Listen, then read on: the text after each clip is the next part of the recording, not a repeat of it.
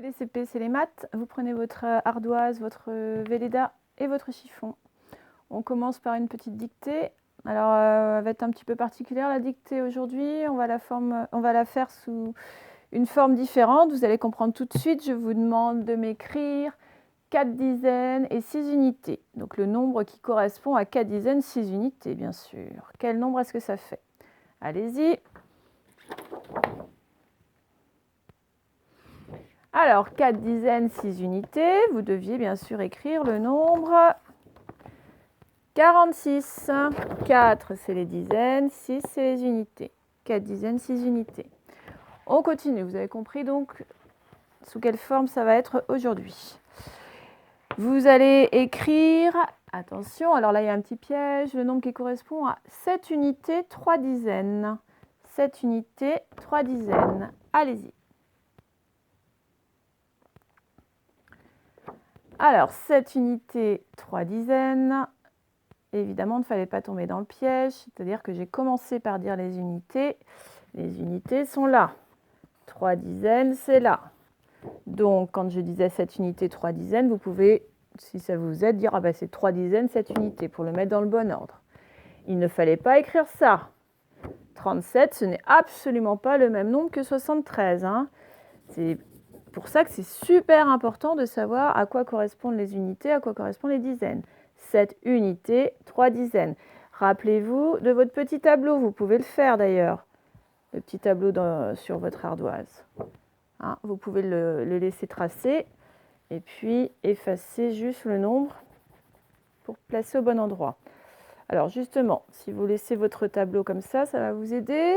Vous écrivez le nombre qui correspond à 8 unités de dizaines. Allez-y, 8 unités de dizaines. Alors, comme tout à l'heure, il ne fallait pas tomber dans le piège. 8 unités, les unités sont là. 2 dizaines. 2 dizaines, 8 unités, c'est pareil. Ce n'était pas 82, c'est 28, bien sûr. Ok, alors encore un autre. Attention, je voudrais que vous m'écriviez le nombre qui correspond à 2 unités. Allez-y, écrivez-moi 2 unités.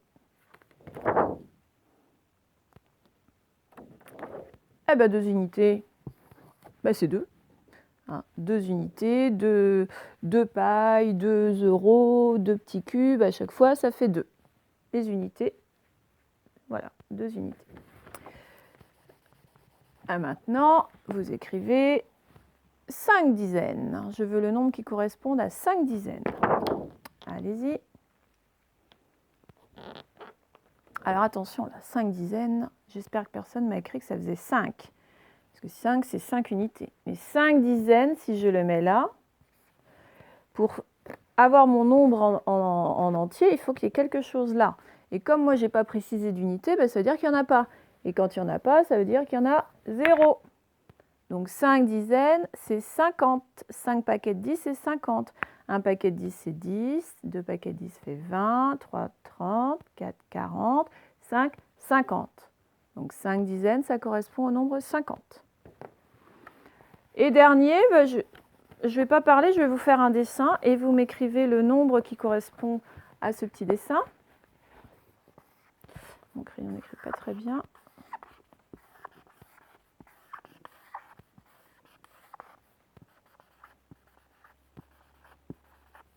Voilà. Allez-y, vous écrivez le nombre qui correspond à ceci.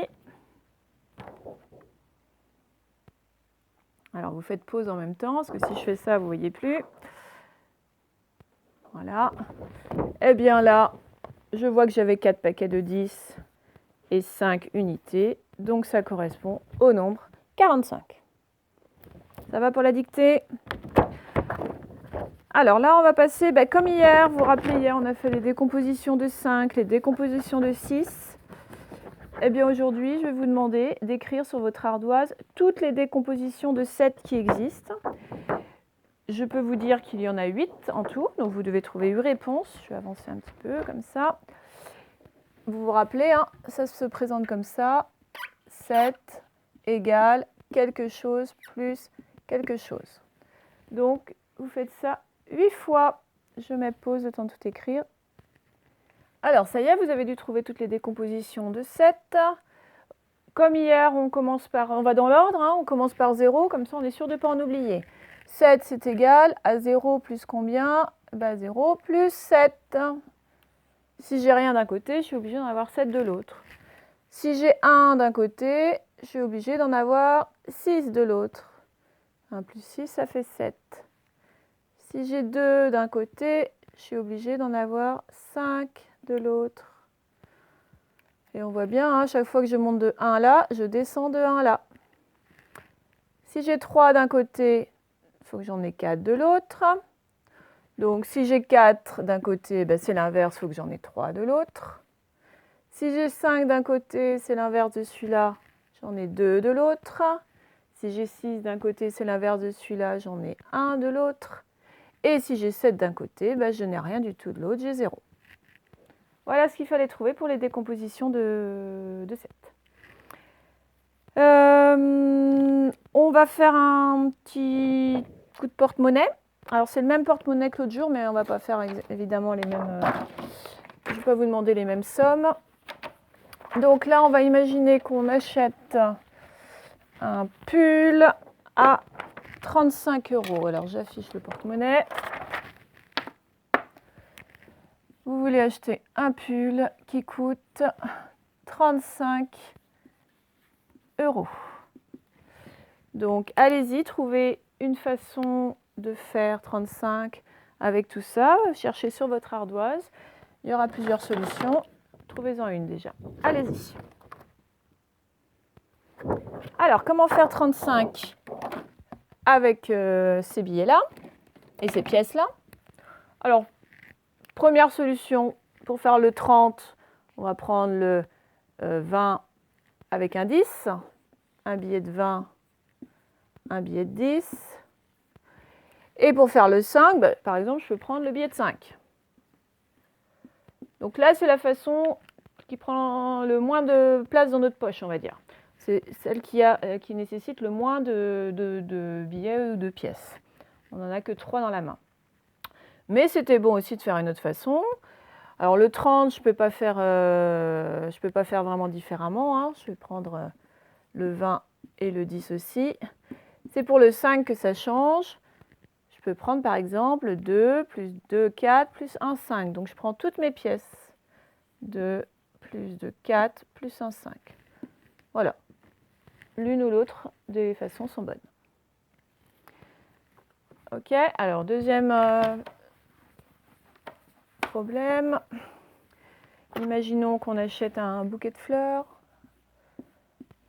Hop, un bouquet de fleurs, vous le payez 17 €.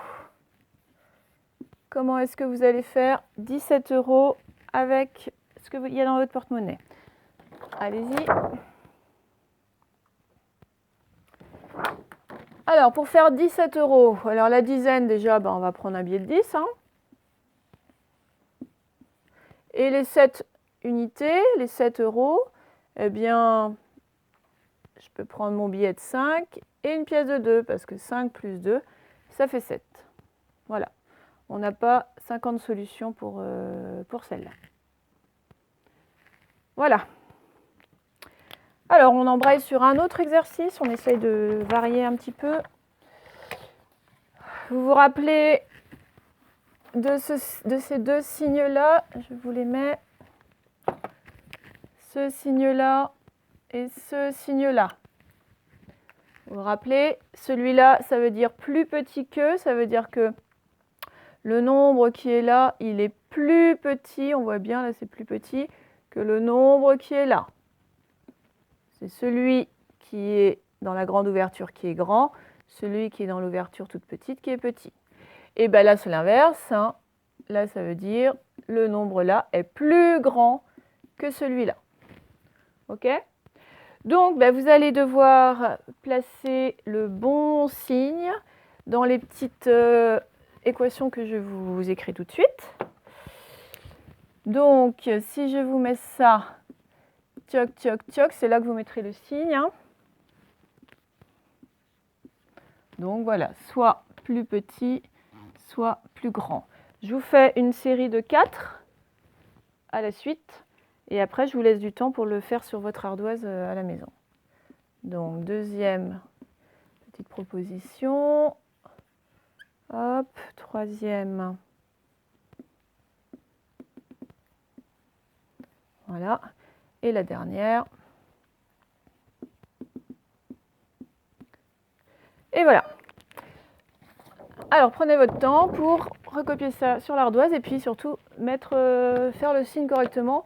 Alors, il y en a, ils ont du mal à faire le signe, à l'écrire, quoi. Et donc, on avait vu, hein, pour que ce soit plus facile, je pars de la pointe et je monte et hop, et je descends. Je pars pas d'une extrémité là, je parle du milieu. Là, c'est pareil, sauf que je vais de ce côté-là. Hein, c'est plus facile pour ceux qui ont des petits problèmes de motricité fine. Allez-y, remplissez ça. Alors, on va mettre les bons signes. On regarde les nombres. 17, 14. Bon, je pense que vous le savez tous, sinon je vérifie sur ma bande numérique. 17, il est plus loin que le 14 sur la bande numérique. Hein, donc 17, ça veut dire qu'il est plus grand. Donc je vais mettre la grande ouverture vers lui. Donc, hop là, je l'ai mal fait. Hop, et hop. 17 est plus grand que 14, c'est ça que ça veut dire.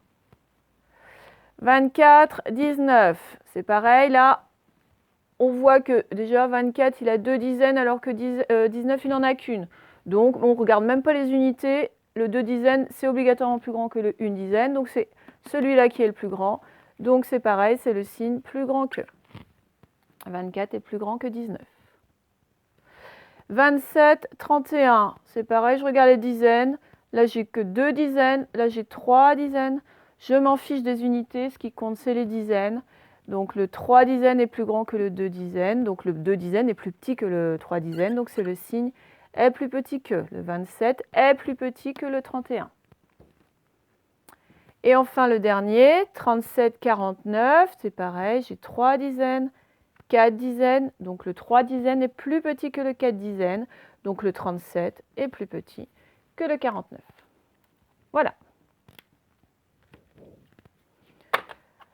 Bon, vous allez prendre votre bande numérique comme ça, ou alors ceux qui avaient pris plutôt la bande à plat, là, sous forme de serpent. Et puis, il y en a il y en a quelques-uns là qui n'auront même pas besoin de ça. Mais bon, armez-vous de ça pour la suite. On va faire une petite série de calculs, mais ce ne sont que des moins. D'accord? On fait que des petites soustractions. Que des moins. Donc, on se rappelle, je vous redis une bonne fois pour toutes sur la bande, quand je veux faire, par exemple, si je vous demande 10 moins 3, je mets mon doigt sur le 10, je pars du 10, et comme c'est moins, je vais aller de ce côté-là. Donc, pour compter moins 3, hein, je ne recompte pas la case sur laquelle je suis. Je dis, allez, moins 1, moins 2, moins 3. Et je vois où j'arrive. J'arrive sur 7. 10 moins 3 égale 7. OK? Donc, je vais mettre tous les calculs. J'ai 6 calculs. Je vous les mets à la suite. Ce qui serait bien, ça, je ne pourrais pas vérifier évidemment, mais c'est que vous le fassiez le plus vite possible. D'accord? Que ce soit du calcul rapide. Allez, on y va. Allez, 4 moins 1 égale combien? 6 moins 3 égale combien? 7 moins 2 égale combien? 9 moins 5 égale combien? 13 moins 1 égale combien? 17 moins 4 égale combien?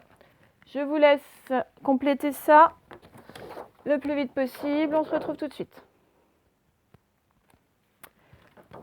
Alors, les petits calculs. 4 moins 1, je fais juste un bond vers l'arrière. Je tombe évidemment sur 3. 6 moins 3. Bon, il y en a qui connaissent par cœur puisqu'ils savent que 3 et 3, ça fait 6. Mais sinon, je pars du 6. 1, 2, 3. J'atterris sur le 3. 6 moins 3 égale 3. 7 moins 2, je vais 2 cases en arrière et je tombe sur le 5. 9 moins 5, je pars du 9 et je vais 5 cases en arrière. 1, 2, 3, 4, 5 et je tombe sur le 4. ça, cette série-là, on aurait pu aussi le faire avec les doigts, puisqu'on a assez de doigts. 4 moins 1, ben, je prends mes 4 doigts, j'en enlève 1, je vois combien il m'en reste. 3. 6 moins 3, je pars du 6. J'en baisse 3 du coup. 1, 2, 3. Et je vois qu'il m'en reste 3. 7 moins 2, je pars du 7 et j'en enlève 2, je vois qu'il m'en reste 5.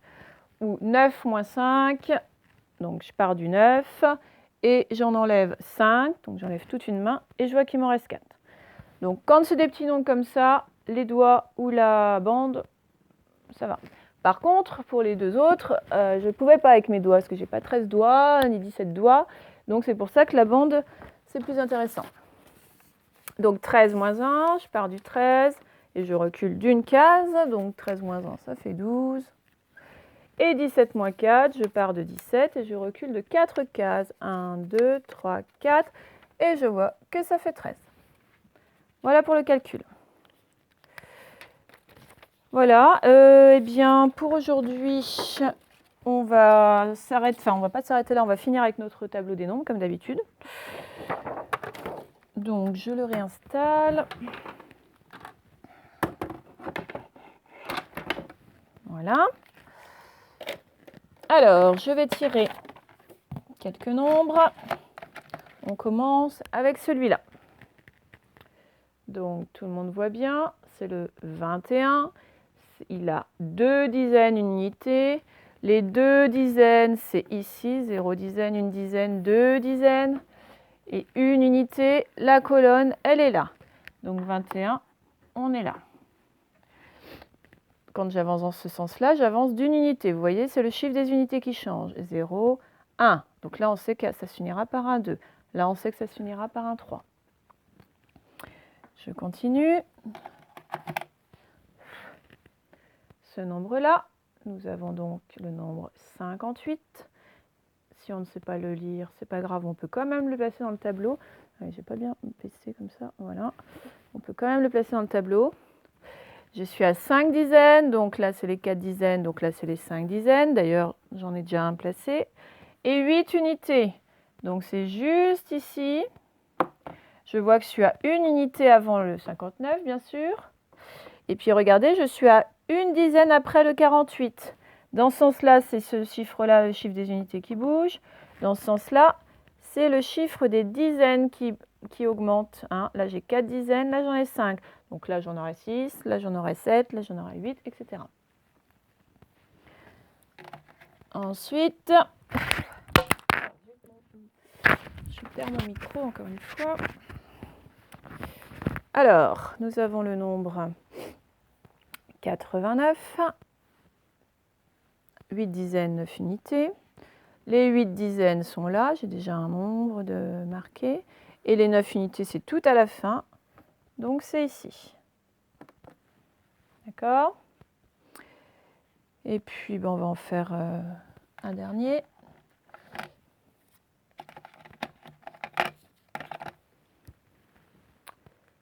Le nombre 36, 3 dizaines, ça va être là, ben, on n'en a aucun encore. Alors, pour avoir les unités, eh bien, 0, 1, 2, 3, 4, 5, 6. Et voilà. Bon, eh bien, on s'arrête là pour aujourd'hui. On se retrouve donc demain, vendredi. Et ben voilà, passez une bonne fin de journée. Travaillez bien, faites des pauses quand même.